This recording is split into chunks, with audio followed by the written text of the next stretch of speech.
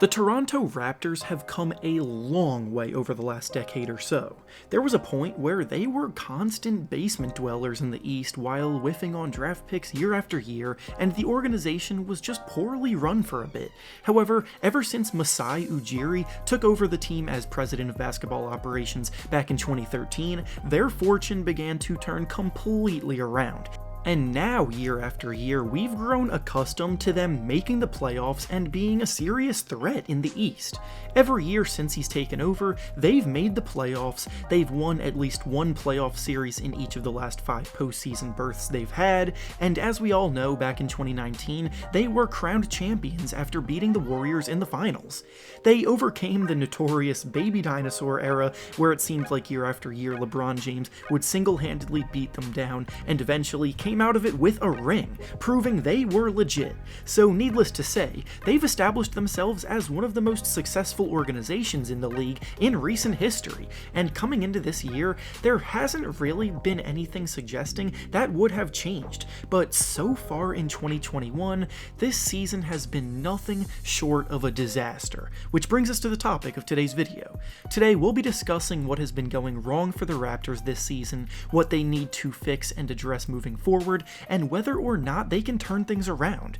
Before we start though, it turns out about 67% of you watching right now aren't even subscribed to the channel, so please, if you enjoy the content, consider hitting the subscribe button, as not only does it help out a ton, but I would also very much appreciate it. Now with that being said, let's begin.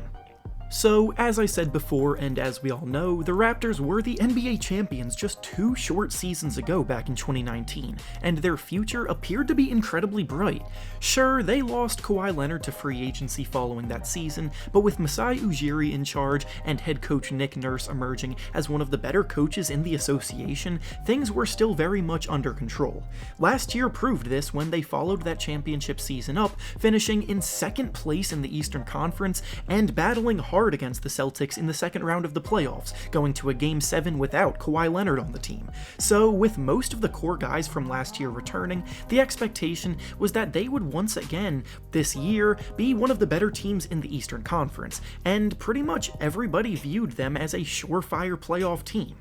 That, however, has not been the case. If I were to tell you before this season began that 10 games into the year the Raptors would be the worst team in the NBA record-wise, you would probably call me an idiot and look at me funny.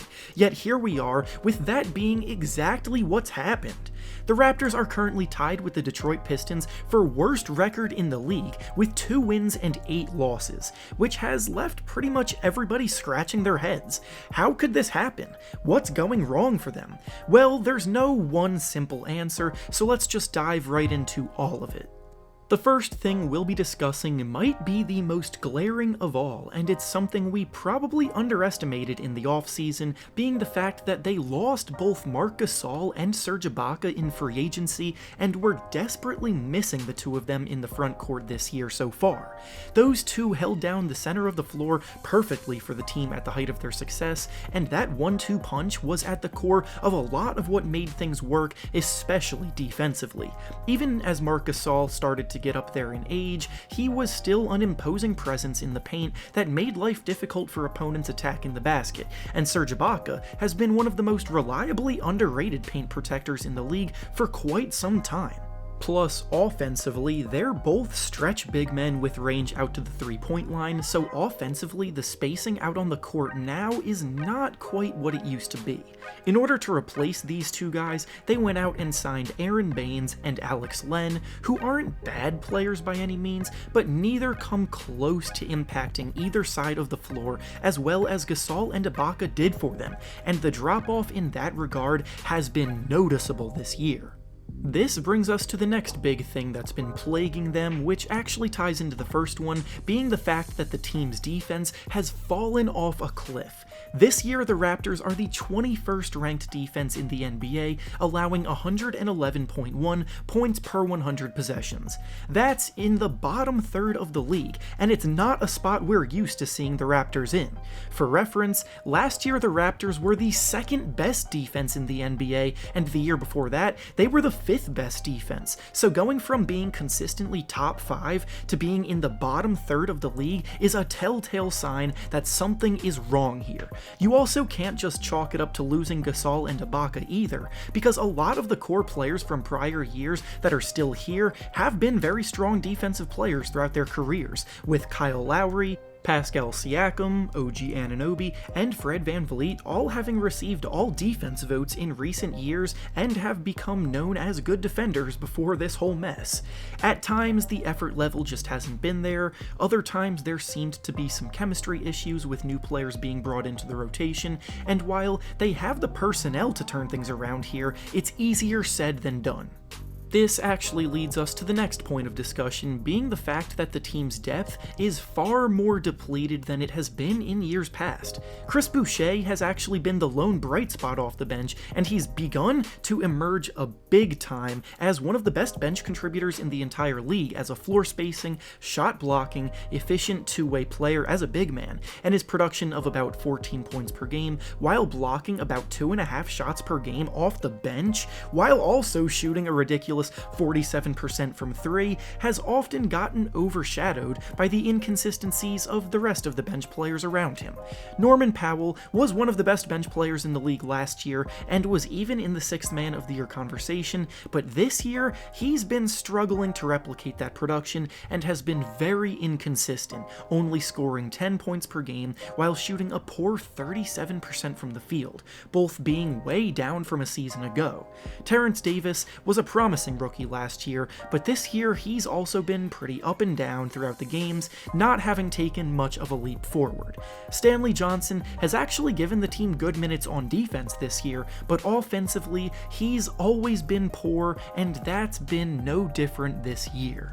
And then, on top of all of this, the number one option definitely needs to be held accountable as well, with that of course being Pascal Siakam. Siakam took an incredible leap as a player last year when he was thrust into the lead role on offense, and while it came with growing pains, the hope was that the momentum would continue upward this year.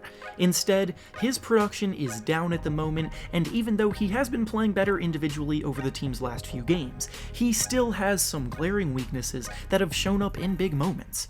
Pascal Siakam is at his best when he can get out in transition and attack, and in half-court settings, he's also best used as a crafty post player. He loves to utilize the spin move, which throughout most of the game works like a charm, but down the stretch, defenses know it's coming, and in back-to-back games, Siakam has been clamped up on game-winning possessions because of the lack of diversity of the moves he has at his disposal, resulting in 2 missed game-winning shots.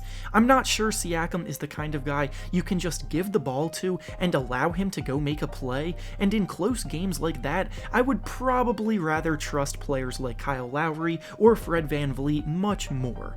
Otherwise though, while many people have been dogging hard on Siakam, he has been picking up his play, putting up a triple-double in last night's game, scoring 32 a few nights ago, and so on and so forth.